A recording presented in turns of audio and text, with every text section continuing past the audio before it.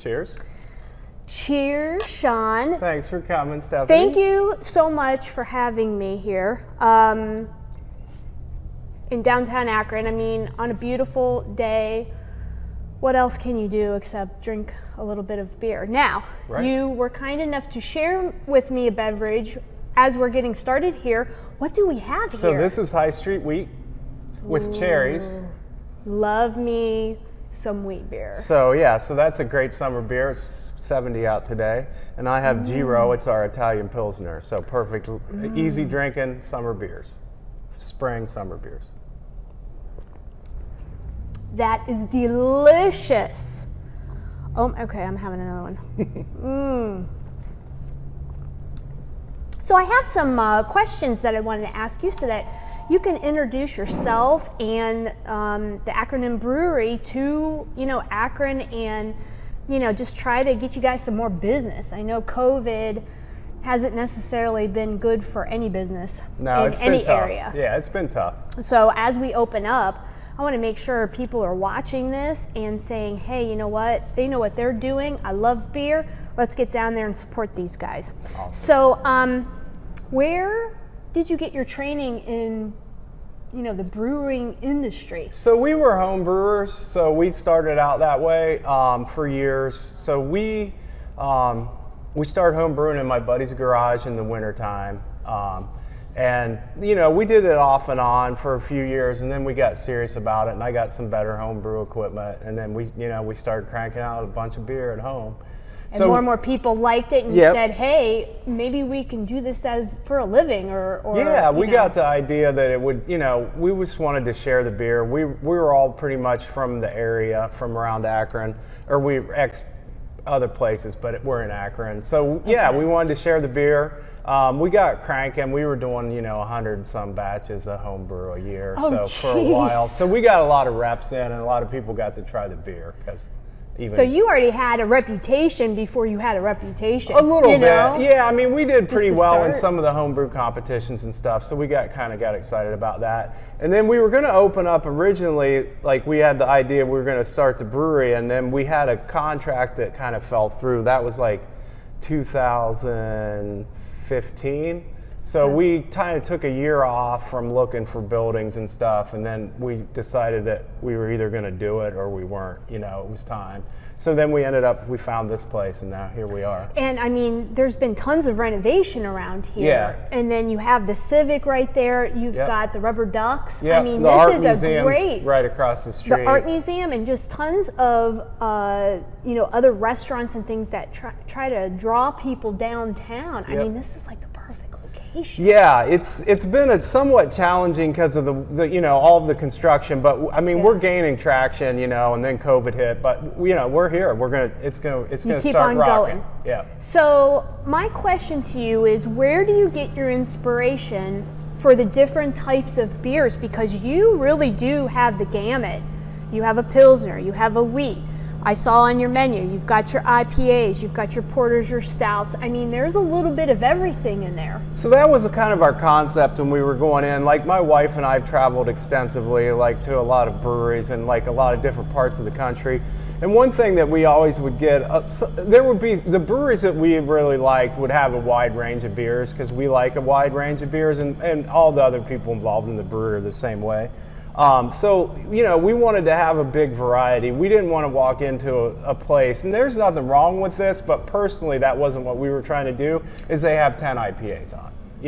We wanted to we wanted to have the range, so. And I know for me, I love a little bit of everything. I'm not the biggest hop head, as you guys know, but I can appreciate all of it. And it's interesting to see how people take a classic IPA, a classic wheat, and then you mix something. You mix a puree, or you use maybe a different type of yeast, or maybe you leave it ferment a little longer so that it's completely different from your classic style. Right. And that's why I think craft beer is definitely here to stay, and it's just blowing up the market because people are bored with the classic straw looking, lager, boring, bleh. Everything tastes the same. Yep, and that's craft with everything, with food too.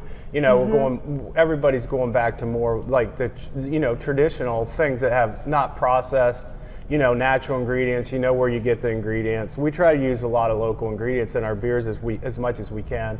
We use local malt from West Branch, which is up in Brunswick, which is a really good maltster, and it's Ohio barley. So we try to use as much of that as we can.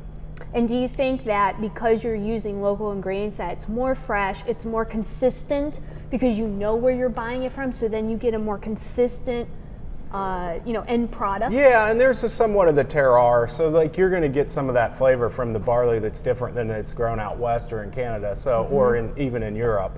Now, some styles that we do use the European malts for some of those styles that we really want to hit the traditional, like our fest beer, our Oktoberfest beer, which is one of my favorites, by the way. Yeah, yes, I love that it's time ours of year too. So we enjoy it, and it's going to help the local economy more if you keep that supply chain closer to home, not be using a bunch of fuel instead, and as much as you can do it. What was your first beer that you guys home brewed? What type? So we were like in college, like our transition to craft, and even it really wasn't craft as much, but we liked Guinness a lot. So one of the first beers, because we didn't know what we were doing honestly when we started, but it was winter. So usually if it's cold enough and you kind of do things right, we made a stout. So we made like a kind of a Guinness clone, and it turned out pretty good. And all the college buddies, you were the buddy to be a buddy with, right? Yeah, you would have been my favorite guy to hang out with. I'd be like, okay, we got to go over to his place. Your wife and I would have been the bestest of friends. Right. How many people work here? We got 10 employees, right, Liz? 10? That sounds right. 10?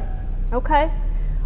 When did you get started? So after 2015? Yeah, so so the fun thing is it's fun. If you look at our sign that's outside, it says 2000, you can kind of see it there. It says 2017 on the sign, but we didn't really open until 18. So we kind of, it's like every brewery story. We thought we were going to open in 17, but it didn't happen. So you normally have around 14 taps? Yeah, we try to keep at least 12, a minimum of 12 of our own beers on all the time. But I mean, like this time of year, we did our barrel age festival in February, so like our mini one that we could do because of COVID. So we have some of those beers on that kind of, they kind of hang around a little bit because they're bigger.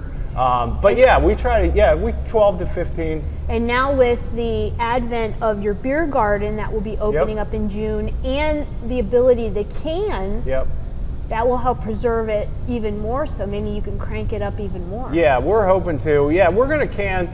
I mean, right now we're planning on 5 or 6 different brands right now in the beginning here, but we'll see where we end up.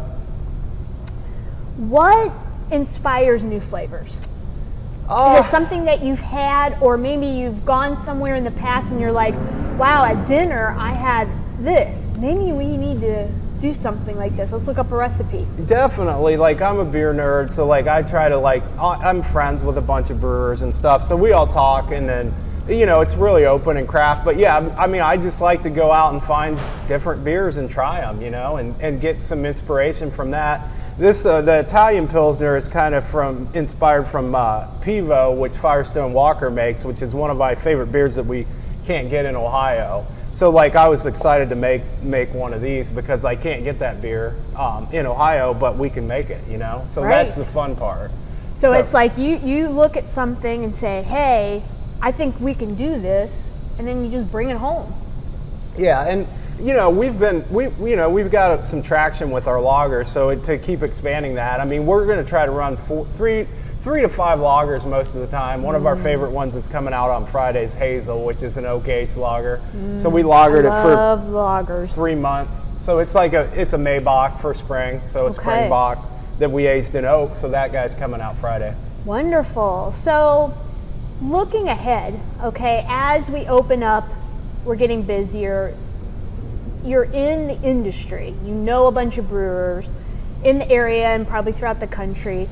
What do you think is the prediction for you guys on how craft beer is going to go? And what I mean by that is the styles of beer that you think are going to be the new trend. Like a couple years ago, it was the gozes. Yep. You know, the sours. Yep. It was like, I had never had one before, and then all of a sudden it was like everywhere. Right. Do you see anything like that? That all of a sudden you think, yeah, I think we're going to try to get in on this and see a trend. Yeah. I mean, I think lagers are really. I think craft lager is going to come. It's going to come back and be a pretty significant market. Hops drive everything, though. I mean, really, IPAs are still going to be super strong. I mean, that's not going to go anywhere. But yeah, I think lagers and probably lower alcohol beers for the most part are going to become a little bit more popular. Right. A little more session beers.